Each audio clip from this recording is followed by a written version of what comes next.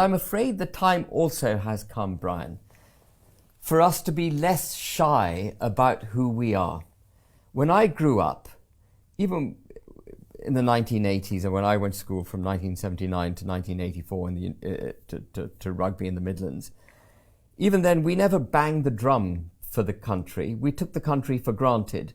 We all had a pride in the Union flag. I've had a pride in that flag all my life. Every time I look at that flag, it does something inside me.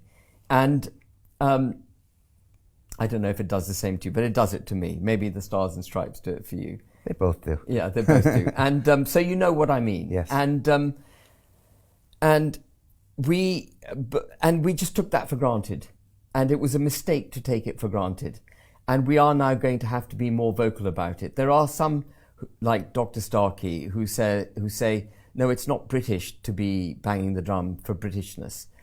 But I think I'm afraid where we've reached a point now, this comes back to your thing about drastic measures. Not that this is hugely drastic, but I think we need to sing the national anthem at schools. We need to sing Rule Britannia at schools. We need to sing Jerusalem in schools. We need to sing The Flower of Scotland in Scotland. We need to reacquaint ourselves with our Christian national roots. One of the reasons I think that people try to claim that this is a racist flag is because it's overtly a Christian flag. Because of the St. George's Cross. St. George's Cross, yeah. The saltire of St. Patrick, and the saltire of St. Andrews. Right. They're all our saints.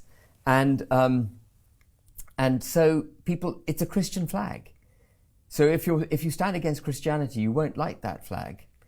It's an affront to you. So we've got to be much more forceful of who we are. And I think we've got to teach correctly that the wealth of this country wasn't as a result of the slave trade, but as a result of us being one of the originators of the agrarian revolution, our being great pioneers, being intrepid in the way that we went across the globe, having a form of law that actually people we visited wished to adopt and has been adopted wholesale across the globe.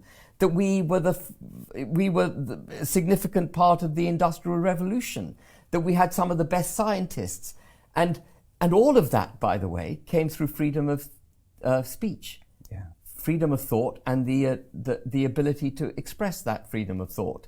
And we will be a lesser society, we'll be economically hollowed out if we lose touch with all of that. So we need to be much more self-confident in our history, in our pride in our nation. And we need to teach that to our children. We need to reverse the long march of the Marxist teachers through our institutions.